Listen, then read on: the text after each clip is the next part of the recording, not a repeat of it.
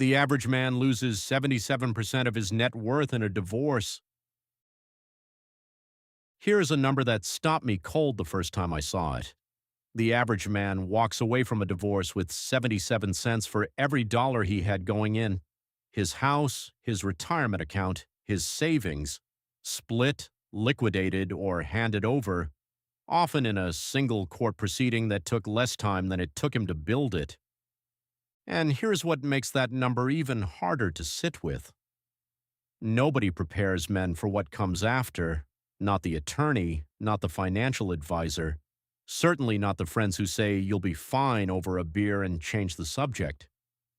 The conversation about how a man actually rebuilds, financially, emotionally, practically, almost never happens. That is what this video is about, not the legal process, not whose fault it was, not the anger or the grief. Those are real and they matter, but that is not what we do here. What we do here is talk about money, about decisions, and about the specific steps that separate the men who rebuild something real from the men who spend the next decade financially paralyzed. If you have been through a divorce, going through one now, or want to understand the financial reality before it ever becomes relevant, stay with me. The next 10 minutes could be worth more than anything your attorney ever told you. What the numbers actually look like. Let me put some real numbers on the table before we go any further, because most men going through this are operating on assumptions rather than data, and that is one of the most expensive ways to navigate anything.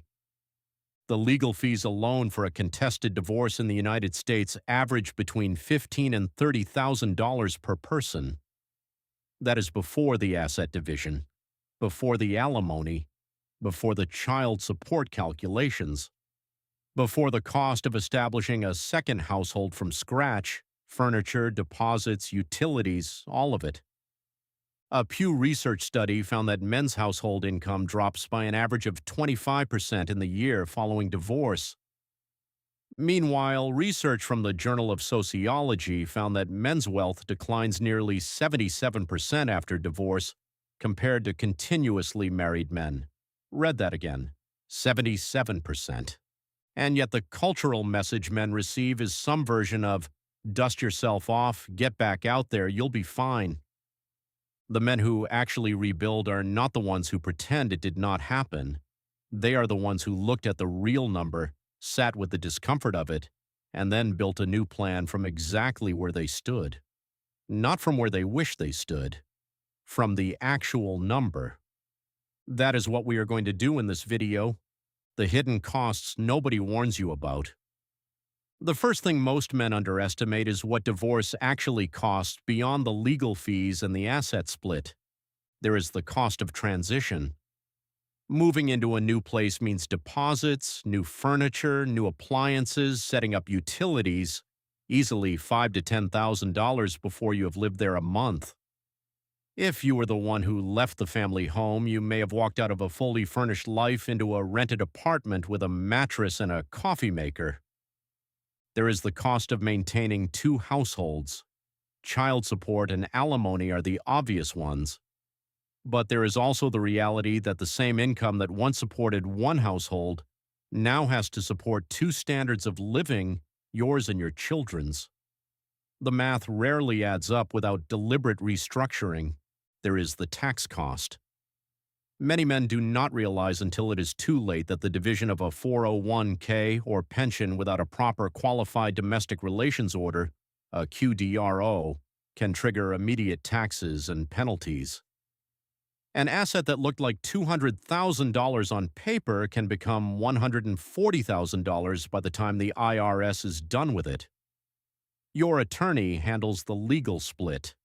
Nobody automatically protects you from the tax consequences unless you specifically ask. And there is the insurance cost. If you are covered under your spouse's employer plan, that coverage ends at divorce. COBRA continuation coverage can run $700 to over $1,000 a month for an individual. It is one of the line items men forget entirely until they get the bill. None of this is said to overwhelm you. It is said so that you can see the full picture, because the men who navigate this well are the ones who knew what they were dealing with. The mistake men make in the first 12 months. The single most common financial mistake men make in the first 12 months after divorce is spending emotionally rather than strategically. This is not a character flaw, it is a very human response to a very painful situation. The desire to prove to yourself and to the world that you are fine, that you are thriving, that this did not break you, is powerful. And it is expensive. The new car, the wardrobe refresh, the nights out, the trips. Each individual decision seems reasonable in the moment. The cumulative effect on a financial position that is already significantly weaker than it was 12 months ago can be devastating. The men who rebuild fastest do the opposite of what feels natural. In the first 12 months, they go quiet financially. They stabilize.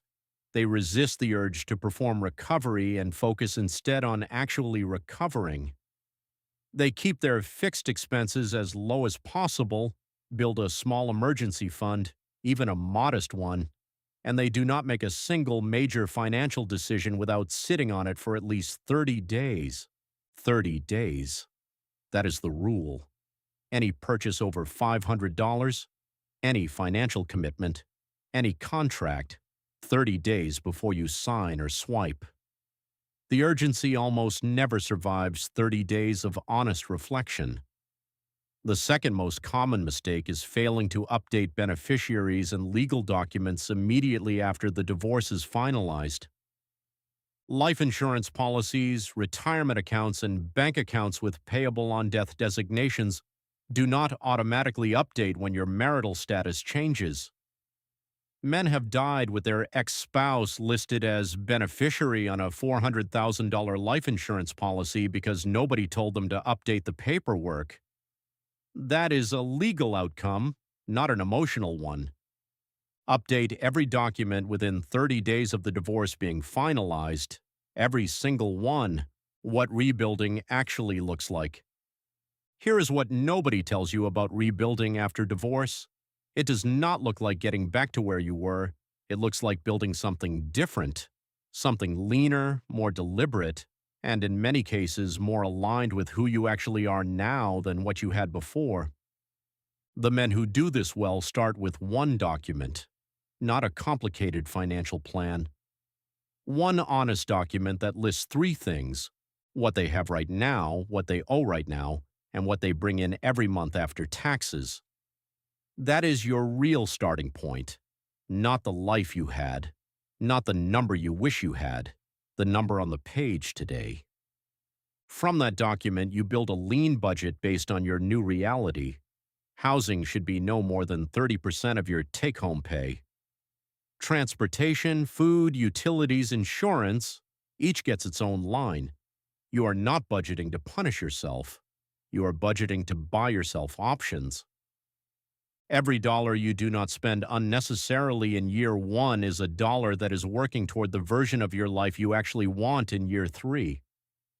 The next step is retirement. Specifically, if the divorce forced a division of your retirement account, you need to understand where you actually stand and what it realistically takes to close the gap. A man who is 45 with $50,000 in retirement instead of the $150,000 he had before the divorce has not lost 20 years of progress. He has lost momentum, which is recoverable. Maximizing contributions to a 401k, opening a Roth IRA if you qualify, and being consistent for the next 10 to 15 years will produce results that surprise most men who do the actual math. Time is not your enemy here. Inaction is. The credit and legal housekeeping. Nobody mentions. Two areas that men consistently overlook in the aftermath of divorce: credit and legal housekeeping. Both are unglamorous, both are critical. On credit, if you had joint accounts during the marriage, those accounts do not simply disappear when the divorce is finalized. If your ex-spouse is legally obligated to pay a joint debt under the divorce decree and fails to do so, the creditor can still come after you. Your name is still on the account. The divorce agreement is between you and your ex-spouse. It is not binding on the lender. The move here is to close or separate every joint account as quickly as possible after the divorce. Refinance joint loans into individual names. Remove yourself as an authorized user or joint holder on any account you no longer want to be legally responsible for. Check your credit report, all three bureaus, within 60 days of the divorce being finalized, and then again every 6 months for the first 2 years.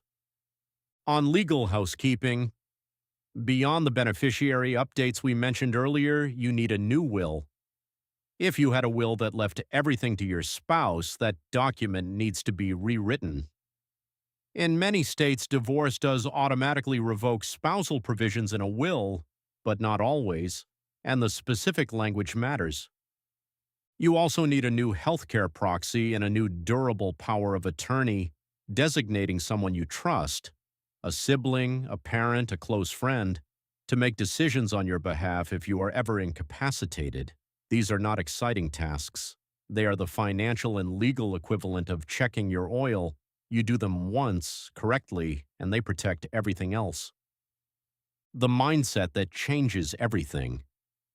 I want to close the practical section of this video with something that is not a spreadsheet item, because in my observation it matters more than any of the tactical steps we have covered. The men who rebuild fastest after divorce are not the ones who are the most financially sophisticated. They are the ones who make the decision, a real, deliberate decision, that the second half of their financial life is going to be built on their terms, not in reaction to what happened, not defined by the loss, built intentionally from where they stand right now. That decision is harder than it sounds because the pull to stay in the story of what was taken from you is genuinely powerful. And to be clear, some of that story is legitimate. The financial consequences of divorce are real and they are serious, and it is reasonable to be angry about them. But anger does not compound. Invested capital does. And every month a man spends rehearsing the loss is a month of compounding he does not get back. The men I respect most who have been through this are not the ones who pretend it was fine. They are the ones who looked at the wreckage, made an honest accounting of it, and then built something better. Not something bigger, something better, more deliberate, more aligned with what actually matters to them in the second half of their life. That is the work, and it is worth doing. The 5-point rebuild checklists. Let me bring this together with 5 things you can act on this week. 1. Write down your real number, assets, debts, monthly income, one honest page. Start from truth. 2. Update every beneficiary designation within 30 days of your divorce being finalized. Every account, every policy, no exceptions. 3. Close or separate every joint financial account as quickly as legally possible. Do not leave your credit in someone else's hands. 4. Apply the 30-day rule to every major financial decision for the first 12 months. Urgency is expensive. 5. Restart retirement contributions, even at a small percentage, before you feel ready. Waiting until it feels comfortable means waiting too long. 5 steps. None of them require a financial advisor or a large income. All of them compound quietly over time into something significant. Here is the question I want you to answer in the comments. Not about your divorce, you do not owe anyone that. But this, what is the one financial decision you would go back and make differently in the first year after a major life setback? It does not have to be divorce. Job loss, a business that failed, a financial hit of any kind. What would you tell the version of you who was standing at the beginning of that? Because someone watching this right now is standing at the beginning of it, and your answer might be the most useful thing they read today. If this gave you something real, subscribe. Share it with a man in your life who could use a straight conversation about money, and I will see you in the next one. This is the Reserve Man.